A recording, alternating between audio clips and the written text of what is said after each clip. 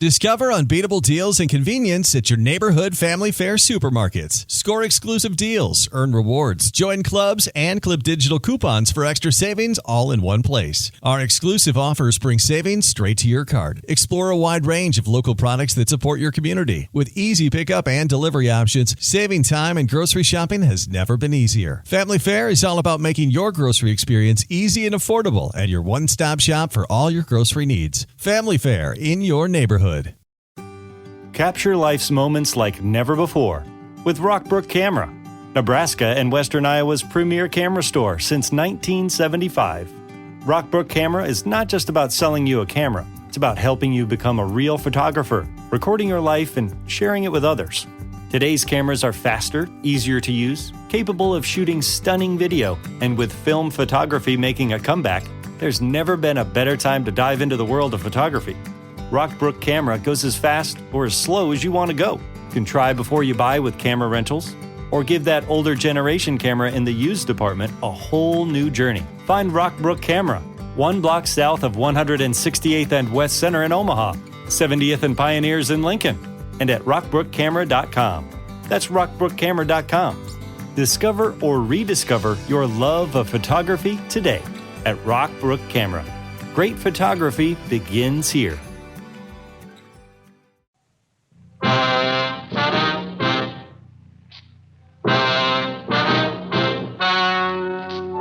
The story you are about to hear is true. The names have been changed to protect the innocent. Fatima Cigarettes, best of all king-size cigarettes, brings you Dragnet on both radio and television.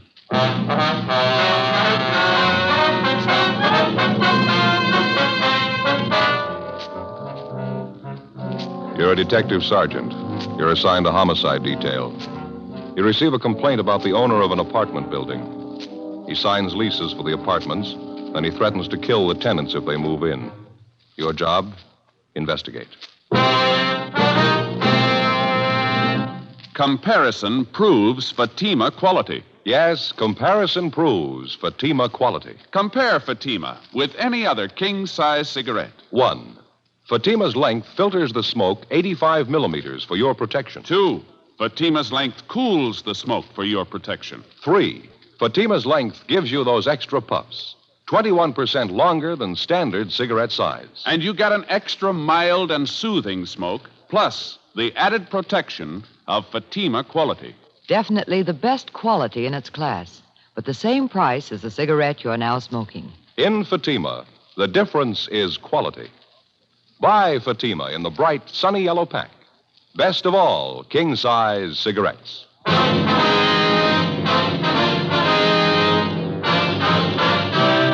Dragnet, the documented drama of an actual crime. For the next 30 minutes, in cooperation with the Los Angeles Police Department, you will travel step by step on the side of the law through an actual case transcribed from official police files.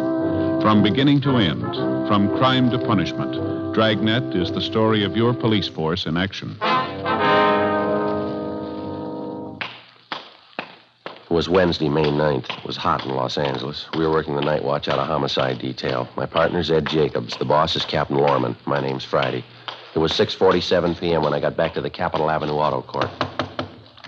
Cotty's number 11. No reason in the world for it. I tried to reason with him. He wouldn't even listen. It's the craziest thing I ever saw. Yes, ma'am. Now, George, you find the phone all right? Yeah, I checked the office. Lopey says they picked up Daniels a few minutes ago. They're bringing him downtown now. Oh, they got him, did they? They're going to put him in jail? Well, it depends, ma'am. It's going to take a little more investigating first. I don't see what else you need. He threatened us with a gun, me and Doris Ashby. If that isn't a crime, I don't know what is. A few more questions we'd like to ask you, ma'am, if you don't mind. A couple of things we'd like to clear up. I told you just how it happened. Doris will tell you the same thing. He's just a crazy old man, if you ask me. Ought to be put away. Did you ever have any trouble with Mr. Daniels before this afternoon, Miss Cameron? Excuse me, the baby.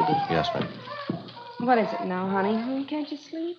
You try now, won't you? Daddy will be home pretty soon. That's a good boy. You try and sleep now. Miss Cameron? Yes. Oh, you be quiet now. I don't want any trouble from you. You heard me. Be quiet now. You got your hands full, ma'am. Don't I know it? A canary, a 4-month-old baby trying to keep house in an auto court. I knew it was going to be like this. I never would have left Paso Robles. You've only been in town a week or so, is that right? It's closer to 2 weeks. Seems more like 2 months trying to get along in a place like this. A room and a bath, no place to cook, rinse out diapers. It's terrible. I told my husband he should come down here alone, find us a place to live first, then we could move. No, he had to have it his way. Mm-hmm. You say your husband made the first contact with Daniels. He gave him a deposit on this apartment, is that right? Yeah, that's right. The same day he started work at the aircraft plant in the valley. We've been living in Paso Robles since we got married. A month ago, Pete, that's my husband, he got a lead on this aircraft job down here. Him and Ralph came down and signed up for it. Ralph, who's that, ma'am? Ralph Ashby. He's Doris's husband. Doris Ashby. She's my best girlfriend. We were neighbors up in Paso Robles. Oh, I see. They're not doing much better than we are right now. They're staying in another court up the street. Same thing, room and a bath. Doris is expecting, too, a poor kid. Did you hear me? You be quiet now. You want to wake up the baby? About the arrangements your husband made with Daniels to lease this apartment, Miss Cameron. When was all this? A week ago Monday, the day after I moved down here. My husband and Ralph Ashby saw the rental ad in the paper, and they went over and talked to Daniels. He said, all right. He had an apartment for the Ashbys and one for us. Nice places, too. I see. Ralph and my husband signed the leases, gave him the first and last month's rent in advance. It was all decided. Well, how is it you couldn't move in right away, Miss Cameron? He said he was having the apartment house redecorated. Daniels did, I mean. He told Ralph and my husband the apartments would probably be ready for us on the 8th. That was yesterday. He said the 9th for sure, and that's today. And you tried to move in this afternoon, and Daniels refused to let you in. Is that it? I had the movers get all our things out of storage and move them out to the apartment. So did my girlfriend, Doris. The movers were just starting to get our furniture out of the van and move it into the apartment when Mr. Daniels showed up. He acted like a crazy man. Well, did he give you any reasons why you couldn't move in? He tried to give us a lot of reasons. None of them made any sense. You can ask Doris. She'll tell you. She was there with me. Well, what did Daniels say, now, just for instance? He said a lot of things. First, he told us there was no water in the apartments. It hadn't been turned on yet. He said the gas wasn't turned on either. Well, I knew that was a lie. I was in the apartment late in the morning. Everything was fine. The gas was working, so was the water. I see. When I caught him in that lie, he got madder than ever, made some more excuses. Then he started yelling and swearing at me right there on the sidewalk. Said the apartment just wasn't ready yet. I told him to go climb a tree. We signed the lease. We paid the rent. We were moving in anyway. Told the movers to go ahead, take in the furniture. Well, what did Daniel say then? Nothing. He just got real purple in the face, and he put his hand in his coat pocket, and he took out a gun, pointed it at me and Doris, and I had the baby in my arms. Imagine that. He actually told you he'd shoot you if you tried to move in the apartment, is that right? In so many words, yes, he did. He threatened the moving men, too. They tried to talk to him. He wouldn't listen. We all tried to talk to him. He didn't make any sense at all. I wasn't going to take any chances with the baby in my arms. Doris and I got in the car and drove away. So did the movers. They left with us. Can't say I blame them either. Yes, ma'am. That Daniels must be out of his mind. It's the only thing I can figure. A real nut. Well, did either you or your husband have any arguments with him at all before this afternoon? No, everything was fine. This afternoon was the second time I ever spoke to the man. And he had no objections to your having children or pets in the apartment? None at all. That's one of the first things my husband told Daniels when he went to look at the apartment. We had a baby and a canary. Daniel said it was all right with him. He didn't object at all. I understand there's 6 apartments in the building, Miss Cameron, that right? Yes, that's right. They're all vacant as far as I know. Daniels just bought the building a month ago. That's what he told my husband, anyway. He had the place redecorated, and the work was all done. The apartments are just sitting there. That's why I can't understand it. Why won't he let us move in? Yes, ma'am. We paid our money, signed the lease. If he gave us any kind of a good reason why we shouldn't move in, I could understand it. But to keep us out for no reason at all, to stand out there on the sidewalk and threaten to shoot us if we move in, me with a baby in my arms, I don't know. He must be crazy. You say you were in the apartment this morning, Miss Cameron. Did you notice anything unusual about the place, anything out of the ordinary? No, nothing. And you say Daniels couldn't give any reason at all why you shouldn't move in? Just one. It convinced me. Yeah. That gun. Before we left Mrs. Cameron, we took her crime report and had her sign it, and then we drove back downtown to the squad room where Gene Bechtel and Lloyd Bond were waiting with the suspect, Edward Daniels. They'd already checked him through R&I. He had no previous criminal record. They gave us a .22 caliber H&R revolver, along with 6 shells, which had been found on the suspect at the time of his arrest. The gun had been loaded. Pawn shop records showed that the weapon had been purchased by the suspect and had been registered in his name. We had stenographer Eleanor Eastlack type up the crime report, and Ed and I took Daniels down the hall to the interrogation room. He was a small, thin man, blue eyes, gray hair.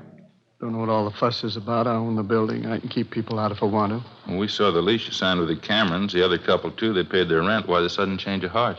I don't think that's any of your business. Matter between me and the tenant. It's our business when you threaten him with a gun, Daniels. Assault with a deadly weapon, that's a felony. Didn't hurt the woman. Just wanted to scare her, that's all. Just a couple of farmers anyway. Never should have given him the lease in the first place. Lousy kid with him and that bird chirping all the time. How'd you happen to have that gun with you this afternoon? Didn't happen to have it. Carry it all the time. It's my business, isn't it? Registered down here. Mean you got a permit to carry this gun? Don't need a permit. It's registered, isn't it? Who gave you the idea because the gun's registered you can carry it around your pocket? Friend of mine. Nothing wrong with it, is there? Having a gun registered is nothing more than keeping a permanent record of it. You can keep the gun in your home or in your office, but it doesn't give you the right to carry it around with you. Oh? Why didn't they tell me that when I had it registered? You were told, Mr. Daniels. You know that. Well, I don't remember it. Doesn't make much difference if you remember or not. Nobody has a permit to threaten people with a gun. Told you I wasn't going to hurt her. She just kept arguing with me. I'm a sick man, you know. Thought she was going to hit me. You mean while she was holding that baby in her arms? Now, come off it, Daniels. What's this thing all about? Told you before. I think that's my business. You signed a year's lease with the Camerons. You accepted the first and last month's rent. You took their money. You advised them they could move in this afternoon. When they try to move in, you meet them at the front door and threaten them with a gun. Now, what's it all about? None of this makes any sense. Changed my mind. I'm not ready to rent them out yet. Well, then why'd you sign that lease with the Camerons? How about it, Mr. Daniels? If there's something in that building you're trying to cover up, you might as well tell us. A couple of men out there now checking it. You can go ahead and check. I don't care. They won't find anything. Got nothing to hide. How long you lived here, Daniels? 18, 20 years. Why? Where'd you live before you came here? Ohio. Cleveland, Ohio. You ever been arrested? Yeah, a couple of traffic tickets. Cop said I went through a stop signal. I wasn't guilty, though. What's the point, anyway? What are you trying to get at? Trying to force me to let those people in that apartment? I'm not trying to force you into anything, Daniels. Business about the lease is a civil matter. That's between you and the Camerons. And what are you holding me here for? We told you. You threatened that woman with a gun. She signed an ADW report. What do you mean, ADW? Assault with a deadly weapon. Now, that's a pretty serious charge, Daniels. Didn't hurt the woman. Didn't even touch her. Pointed the gun at her, didn't you? Yeah. The gun was loaded, wasn't it? Yeah. It's capable of being fired. Yeah, but I wasn't going to shoot her, I told you. Just wanted to scare her off, get her out of there. It's the truth. I wasn't going to shoot her. What do I have to do to convince you? You don't have to convince us. What do you mean? Who do I have to convince? You got your choice, a judge or a jury. Ed and I took the suspect, Edward Daniels, down to the main jail where we booked him in on suspicion of 467 PC ADW. Before he was locked up, Daniels asked us if we would take the keys to his car and the keys to his apartment house to an Oliver Randall, an employee of his who acted as a janitor and general handyman at two other apartment houses Daniels owned. We told him we would. After we left the main jail, we checked with the office, and then we drove out to the location of the apartment house to interview the neighbors and deliver the keys to Daniels' handyman, Oliver Randall. Other than telling us that they considered Mr. Daniels a little eccentric, the neighbors were unable to give us any additional information that might help us in the prosecution. After we finished talking to the neighbors, we went across the street to the apartment house. There were lights burning in the upper rear apartment. We tried the bell, but there was no answer. From the set of keys Daniels had given us, we found the one that fit the door and let ourselves in. We heard somebody moving around on the floor above us. We went up and found a man there who identified himself as Oliver Randall. He appeared nervous and upset. There were papers and rags scattered over the floor of the room. Oh, yeah, I was just cleaning up here. Mr. Daniels told me to be sure and clean this up, papers and junk. I see. Well, here's some keys for you, Randall. Daniels asked us to get them to you. Oh, yeah, apartment house keys. Mr. Daniels was supposed to meet me here. He said 8 o'clock. I think that's what he said. I wonder where he is. You know where he is? Yeah, he's in jail. Oh, what's he doing in jail? Did he do something wrong? He's had a complaint filed against him, assault with a deadly weapon. What happened? He got mad at somebody? Mr. Daniels got an awful bad temper. When he gets mad at somebody, he doesn't forget it. I know. I worked for him. How long have you worked for him, Randall? I don't know. A long time. Maybe 5 years. I forget. You say Daniels has a bad temper. Have you ever known him to be violent, Randall? How's that? Well, have you ever known him to be violent? I mean, have you ever known him to hurt anyone? Well, I don't know. I don't remember. A lot of times he says he's going to do things. I work for him, you know. A lot of times he gets mad at me. He says I don't work fast enough or I don't do the right things. He always carries his gun, you know. Once he said he was going to shoot me, I was pretty scared. You live with Mr. Daniels, do you? No, I have a room downstairs in another apartment house he owns, a place over on South Hoover. It's a nice room. It's got a window in it. You're on a regular salary. Is that the way you work? Yeah, $15 a week. I get the room free, too. It's not bad. You ever been arrested, Randall? Me? No, I've never been arrested.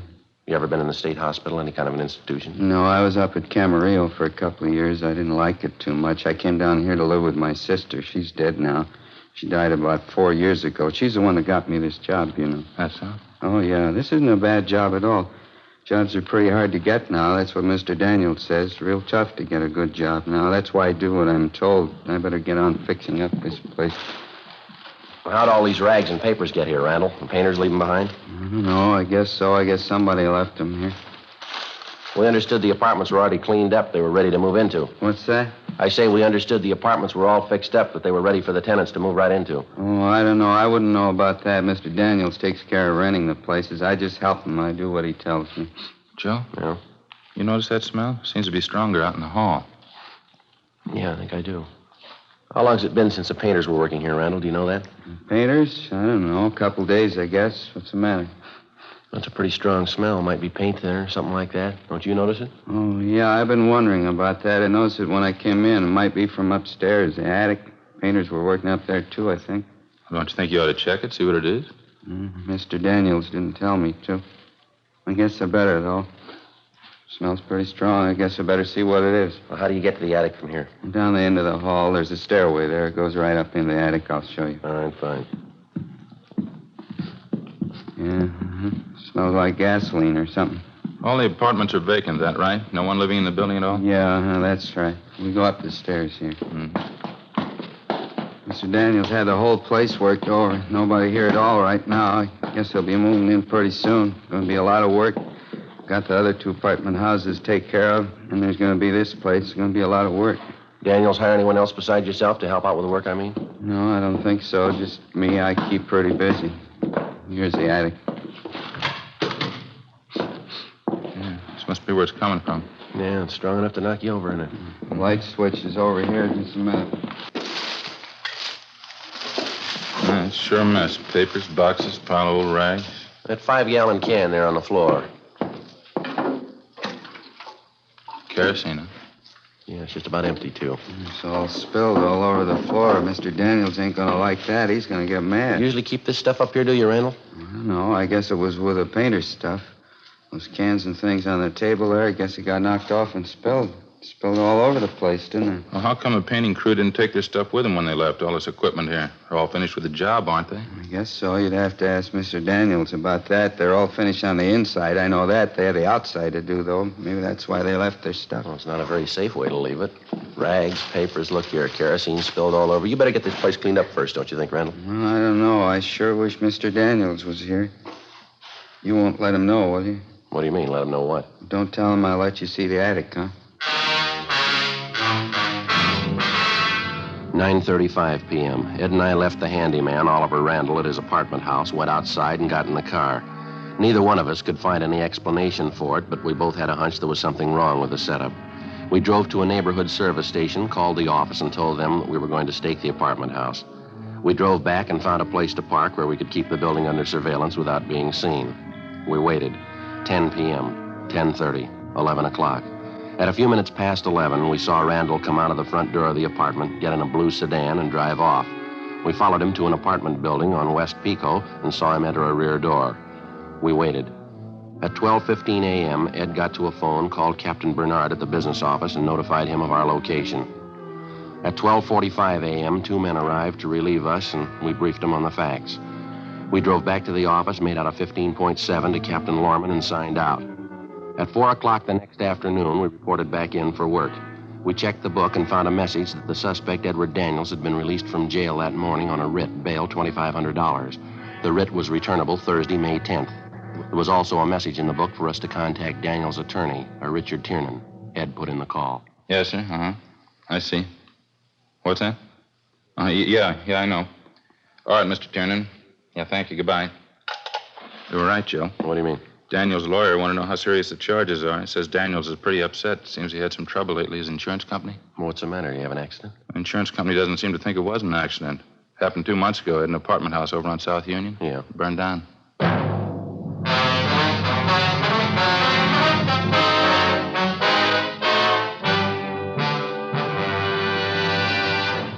You are listening to Dragnet, authentic stories of your police force in action. Fatima, America's first largest-selling blended cigarette. Now, best of all, king-size cigarettes. Prove it yourself today. Compare Fatima with any other king-size cigarette. 1. Fatima's length filters the smoke 85 millimeters for your protection. 2. Fatima's length cools the smoke for your protection. 3. Fatima's length gives you those extra puffs, 21% longer than standard cigarette size. And in Fatima, you get an extra mild and soothing smoke, plus the added protection of Fatima quality. To show our confidence in Fatima, We make this money-back guarantee to every king-size cigarette smoker. Buy a pack of Fatimas. Enjoy Fatima quality, extra mildness, and superbly blended tobaccos. If you're not convinced Fatima is better than the king-size cigarette you're now smoking, just return the pack and the unsmoked Fatimas before August 1st, 1952, and we'll give you your money back plus postage. Fatima, Box 37, New York 1. Remember, because of its quality, its extra mildness, its better flavor and aroma, more smokers now insist on Fatima than ever before. Insist on the best. Fatima, extra mild and soothing, plus the added protection of Fatima quality. Smoke Fatima. Best of all, king-size cigarettes.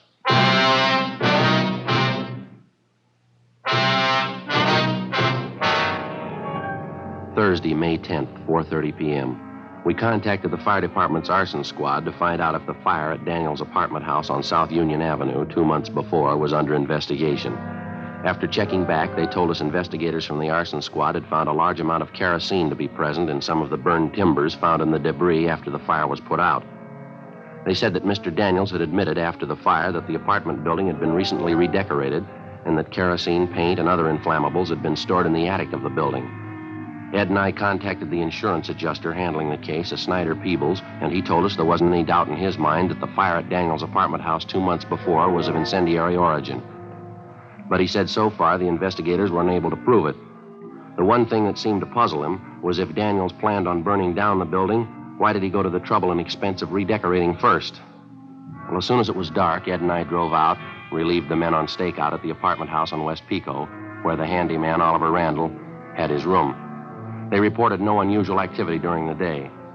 7:32 p.m., Randall came out of the apartment house, got in a car, and drove off. We followed him. If we got this Randall made right, it shouldn't be too long before we find out. Daniels is using him to work something out. Pretty sure we can count on that. Yeah, maybe. I'll watch it, Ed. He's turning down Union. Yeah. He's pulling up ahead. Don't crowd him now. There's a good spot here. Shouldn't be able to see us. All right, pull up in here. All right. That's fine. He's getting out of the car. He's going over to the house. Down the driveway. Going around back. He's out of sight now. All right, let's go. Still no lights in the place. Oh, yeah, there they go, in the basement. All right, easy. Let's take it easy. All right. Yeah, I think I can see the back door from here. All right, come on, easy now. What is it? All right, easy with this door, Ed. Don't let it bang. Where now? Sounds like somebody upstairs, doesn't it? All right, come on, watch your step.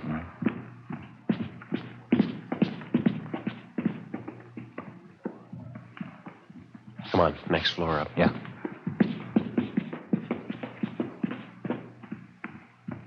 Yeah, it's up in the attic. Come on.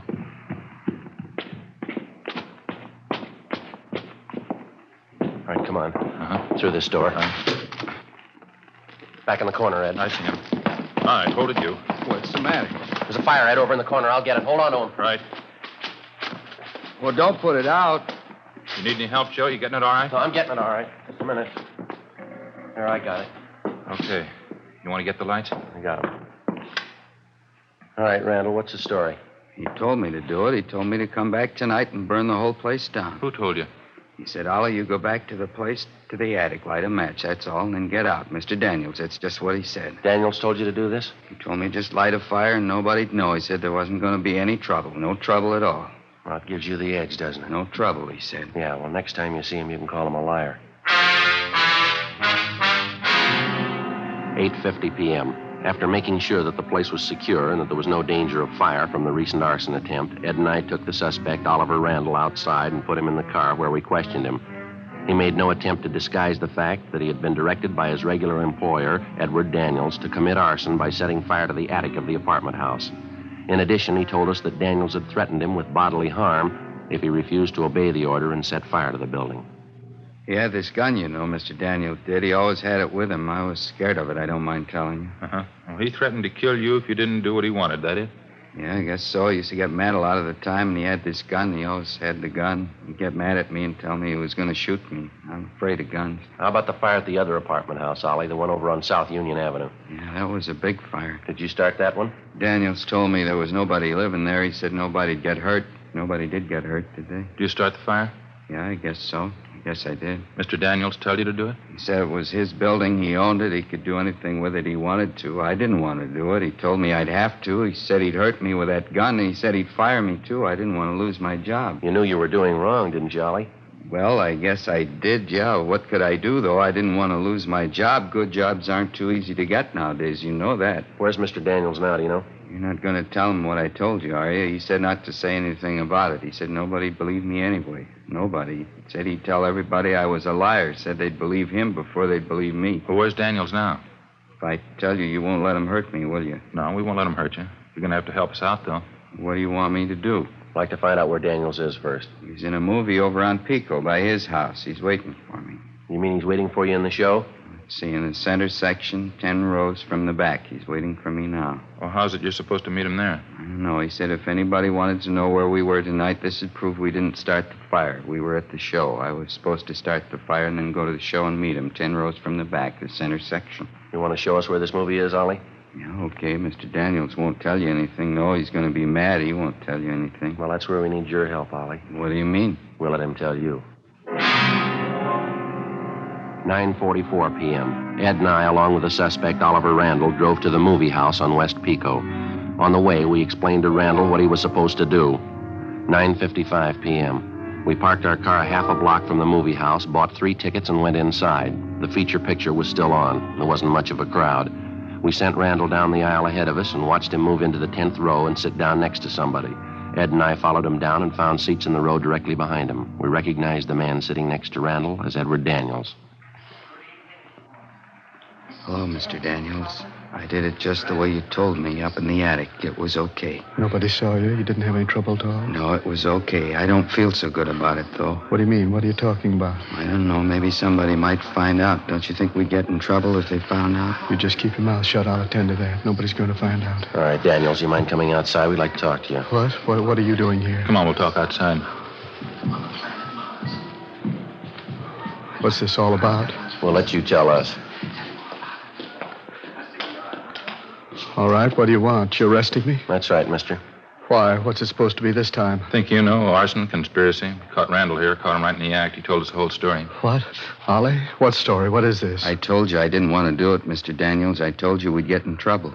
Fool, stupid fool. Should have known better. Yeah, you should have. Just 2 questions for you, Daniels. Why'd you burn down your own property? Why'd you redecorate the buildings first? I never forgot it. Told him when it happened. I wouldn't forget it as long as I lived. What do you mean, forget what? 24 years ago, I was just starting out. A small store back in Ohio burned down. Real fire. Lousy insurance company that wouldn't believe me. Had to sue. Lost the whole thing. Had to start all over again. I told him I'd never forget it. Told him I'd make him pay. And you've been nursing this grudge for 24 years? Why not? Why shouldn't I? Lost everything I had. Well, why'd you redecorate the apartment houses if you planned to burn them down? Simple. Gave me a good excuse. I could have all those things stored in the buildings. Paint, kerosene. Besides, you'd think I'd burn down the building right after I got done redecorating. Not a bad idea. Worked pretty good, didn't it? Yeah, you're going to jail. You figure it.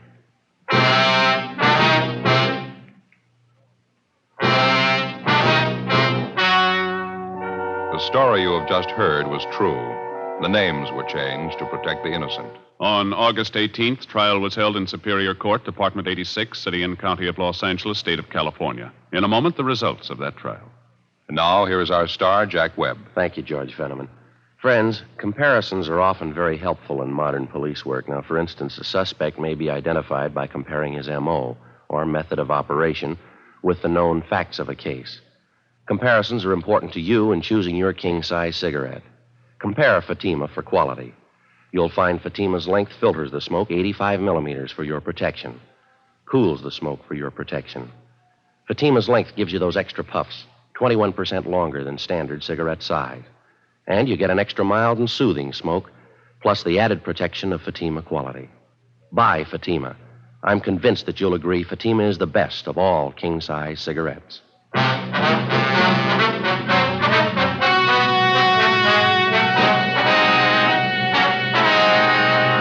Edward John Daniels was tried and convicted of 2 counts of conspiracy and 1 count of arson and received the sentence as prescribed by law. Conspiracy is punishable by imprisonment in the state penitentiary for not more than 2 years. Arson is punishable by a prison term of not less than 1 or more than 5 years. Daniels' accomplice, Oliver Randall, was examined by 3 psychiatrists appointed by the court and was found to be mentally incompetent. He was placed in a state hospital for the mentally deficient. The charge of assault with a deadly weapon against Edward Daniels was dismissed.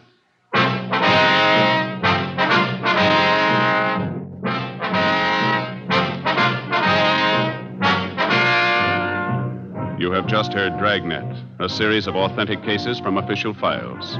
Technical advice comes from the Office of Chief of Police W.H. Parker, Los Angeles Police Department. Technical advisors, Captain Jack Donahoe, Sergeant Marty Wynn, Sergeant Vance Brasher.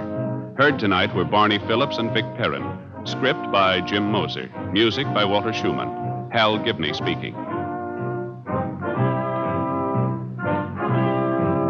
Fatima Cigarettes, best of all king-size cigarettes, has brought you Dragnet, transcribed from Los Angeles.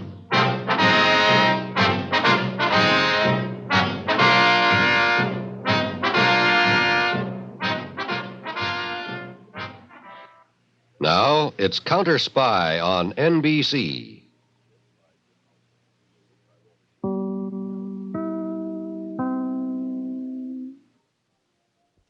Judy was boring. Hello. Then Judy discovered ChumbaCasino.com. It's my little escape. Now Judy's the life of the party. Oh, baby, mama's bringing home the bacon. Whoa, take it easy, Judy. The Chumba life is for everybody. So go to ChumbaCasino.com and play over 100 casino-style games. Join today and play for free for your chance to redeem some serious prizes. ChumbaCasino.com. No purchase necessary. Void where prohibited by law. 18 plus terms and conditions apply. See website for details. With the Lucky Land Slots, you can get lucky just about anywhere. This is your captain speaking. We've got clear runway and the weather's fine, but we're just going to circle up here a while and get lucky. No, nothing like that. It's just these cash prizes add up quick. So I suggest you sit back, keep your tray table upright, and start getting lucky. Play for free at LuckyLandSlots.com. Are you feeling lucky? No purchase necessary. Void where prohibited by law. 18 plus terms and conditions apply. See website for details.